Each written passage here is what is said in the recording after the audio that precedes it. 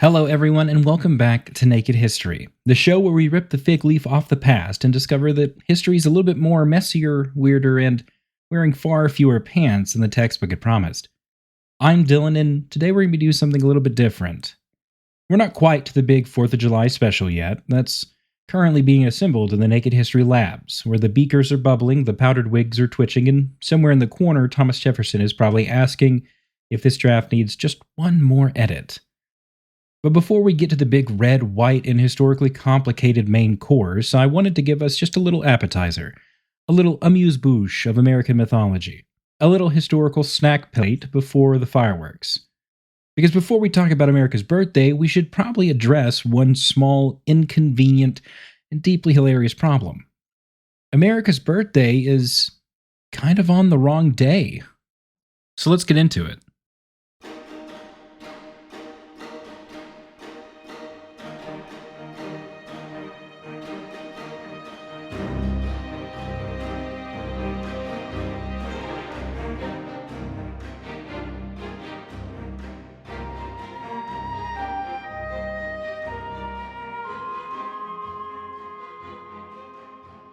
I know. That sounds like the kind of thing that a history podcast says because it wants to ruin a perfectly good cookout.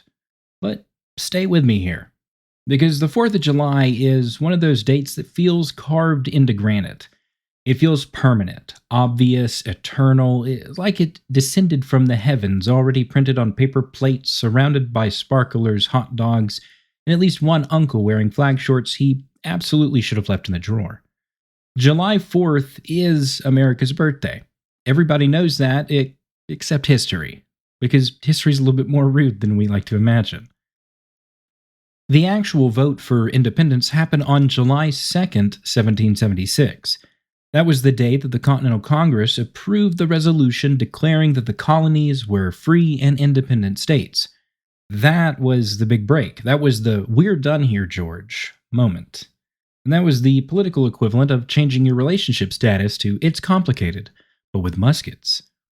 Now, the resolution had been introduced by Richard Henry Lee of Virginia, and it was very, very direct. The colonies, it said, were and ought to be free and independent states. Not a, hey, we're thinking about it, or we need space, or hey, maybe we should see other empires. No, very definitive, free, independent, and done. So technically, if we're talking about the moment Congress voted to separate from Great Britain, then America's birthday is July 2nd, which means we're all 2 days late to the party. And John Adams understood this. In fact, John Adams was so sure July 2nd would be the big day that he wrote to Abigail Adams and basically said, "This is it. This is the day that people are going to celebrate forever." He imagined future generations marking it with pomp, parades, games, bells, bonfires, and illuminations from one end of the continent to the other, which is an extremely John Adams thing to do. He saw the future, but got the date wrong and still somehow managed to be smug about it. And honestly, full respect, John, because Adams was not wrong about the vibe. He nailed the celebration. He nailed the noise, the public spectacle, the part where Americans would eventually decide that freedom should be celebrated by setting off small explosives in residential neighborhoods. He just picked July 2nd, and then history looked at him and said, "Oh, that's adorable." So, what happened? Why do we celebrate July 4th instead of July 2nd? Well, the short answer is branding. And I know that sounds too modern, but truly, sometimes history is just marketing with casualties. July 2nd was the vote. July 4th was when Congress approved the final wording of the Declaration of Independence. The break had already happened politically, but the Declaration gave it language. It gave it shape. It gave it rhythm. It gave it the kind of sentences people could print, read aloud, memorize, fight over, quote selectively, and slap on classroom posters for the next 2.5 centuries. July 2nd was the decision. July 4th was the press release, and the press release won. Which, honestly, is maybe the most American thing that could have happened. The paperwork got the holiday. The resolution had said we are independent, the Declaration said here's why, and we made it sound expensive. And that mattered. because declaring independence was not just a private congressional mood swing, it had to be explained and justified, and sold to the colonists who were unsure, to foreign governments who might become allies, to the British officials who were absolutely not going to be chill about it, and to history itself. The Declaration of Independence was not just a birthday card to freedom, it was an argument. A bold, dangerous, beautifully written, deeply contradictory argument. And that is where things get interesting. Because today we treat the Declaration like a sacred scripture under glass. It's one of those documents that has become so iconic that people almost stop reading it. We know the greatest hits, we know the famous phrases, we all know the sepia-toned vibes, and everything to do with life, liberty, and the pursuit of happiness, and that all men are created equal. Government derives its power from the consent of the governed. Beautiful stuff, powerful stuff, and world-changing stuff. Also written by men who were actively living inside contradictions so large you could park a horse-drawn carriage inside them. And that's not me hating on the Founding Fathers, that's the entire point of studying the founding honestly. The Declaration is inspiring, but it's also incomplete. It is radical but limited. It announces universal principles while being created in a society where those principles were not universally applied. It's both a promise and a failure to keep that promise. And that tension is not a footnote. That is the engine of American history. And that's why the July 4th story is more interesting than the clean version. The clean version says America was born on July 4th, 1776, with liberty for all, fireworks, and a bald eagle screaming in cursive. The real version is a group of colonies voted for independence on July 2nd. A document explaining that decision was fully adopted on July 4th. The words in that document became larger than the men who wrote them, and generations of people had to fight to make those words mean what they claim they mean. And that, to me, is a much better story. It's less tidy, more human, more uncomfortable, and more alive. Also with more paperwork, because apparently no revolution is complete without committee edits. And we should talk about that too.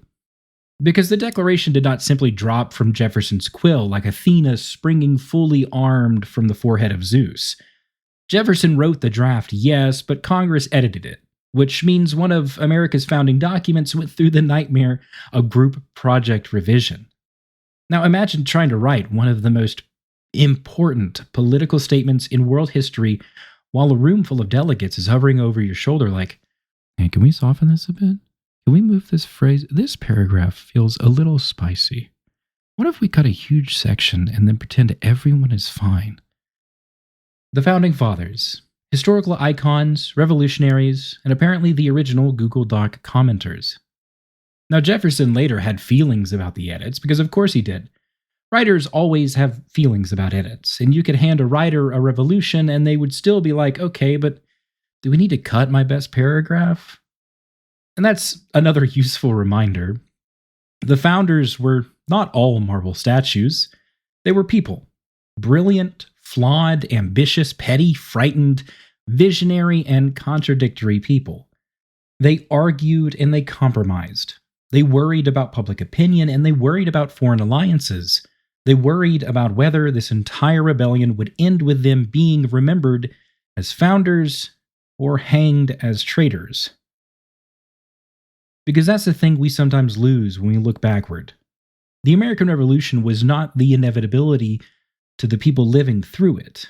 This was not a pre-approved origin story with a soundtrack and commemorative coins. It was dangerous and it was uncertain. It was a gamble made by the people who did not know if they were building a nation or writing their own death warrants with really elegant penmanship. And that is part of why the Declaration mattered. It turned that uncertainty into a public stance. It took a conflict that had already been happening and gave it ideological language. It said, here is what we believe government is supposed to be. Here is what we believe happens when government violates those principles. And here is why we are no longer asking politely. And then, because this is the 18th century, they sent that message into the world where communication moved at the speed of ship, horse, print, and gossip. No push notifications, no live stream, no breaking news barrier, no one refreshing a feed and yelling, "Hey, Congress just dropped the Declaration!" Instead, the news traveled by printed broadsides, public readings, newspapers, letters, word of mouth. People gathered to hear it read aloud, and in some places it was celebrated. In some places it was debated, and in others, people were probably thinking, well, this sounds expensive. And they were right. Revolutions aren't cheap. Freedom, historically speaking, comes with a terrible invoice. But the public performance of independence mattered. The readings, the celebrations, the rituals, the noise.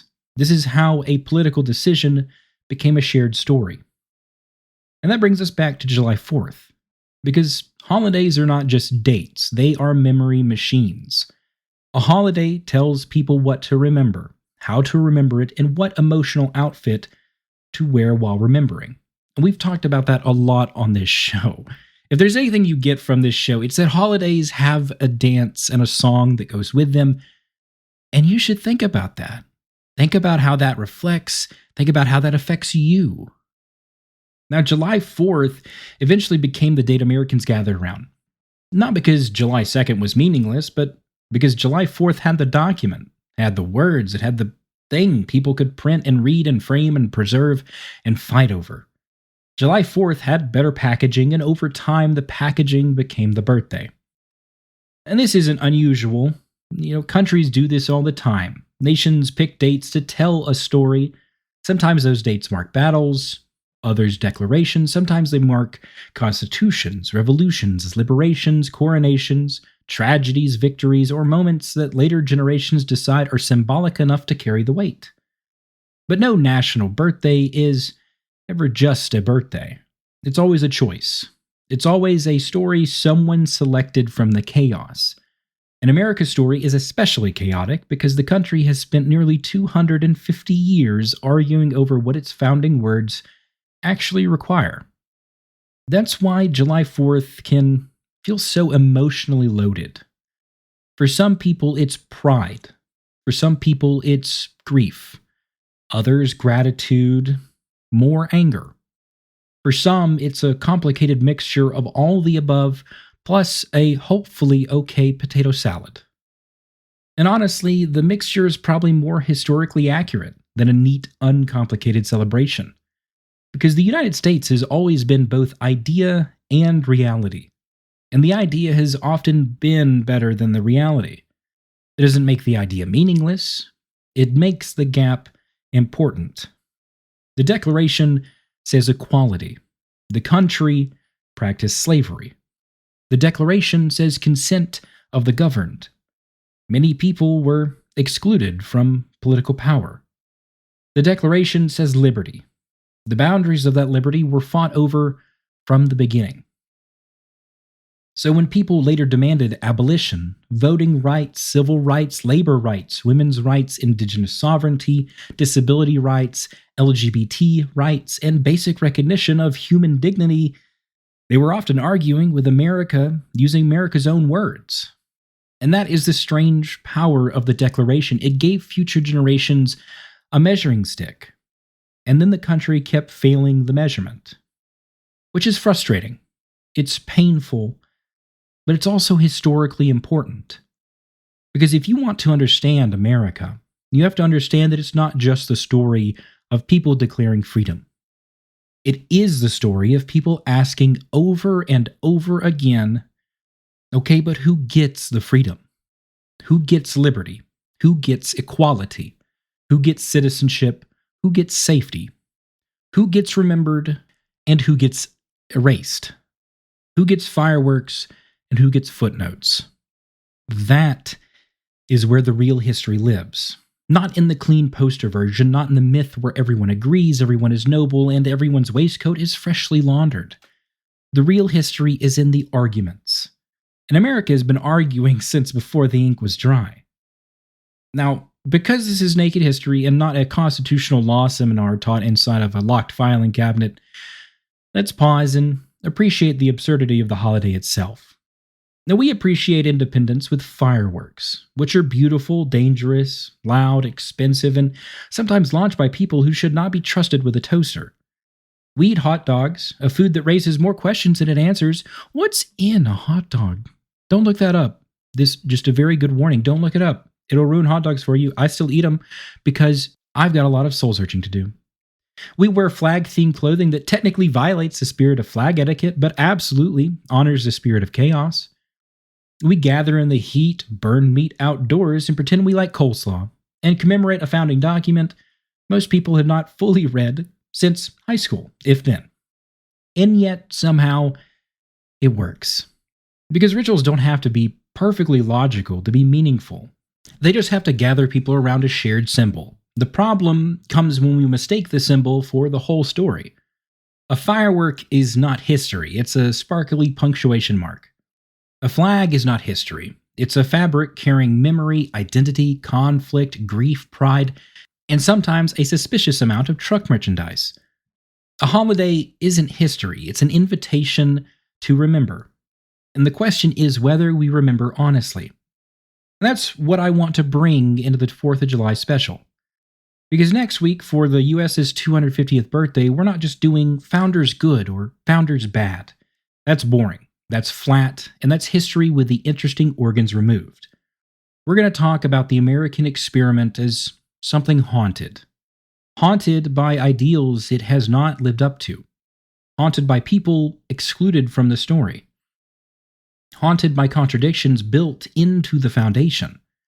Haunted by the fact that the country keeps promising one thing and practicing another, and yet people keep dragging it, kicking, and screaming closer to the promise. This is not a simple birthday party.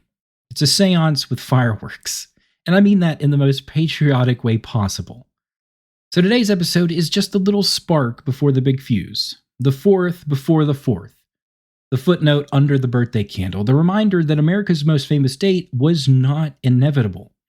It was chosen, remembered, repeated, ritualized, and eventually turned into the national birthday.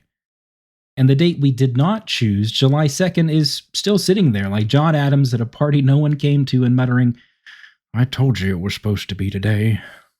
Poor John Adams. Imagine being right about independence and wrong about the calendar. That is a very specific kind of historical L.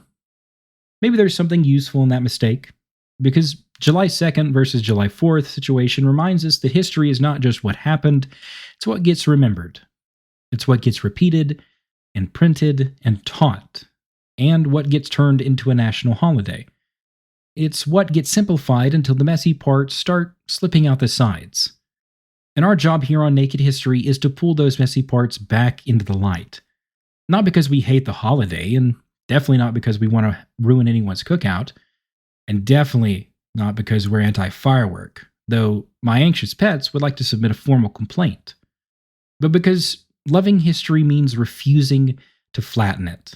It means saying the myth isn't enough. It means asking what the story hides from what we see. It means reading the fine print under the fireworks.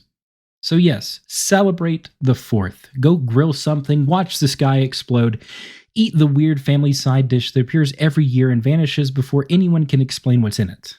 But also remember, the birthday was a footnote. The vote was July 2nd, the declaration was adopted July 4th, and the words became immortal, and the promises became contested. And the country has been arguing with itself ever since. That is the real story. And next week, we're going a lot deeper.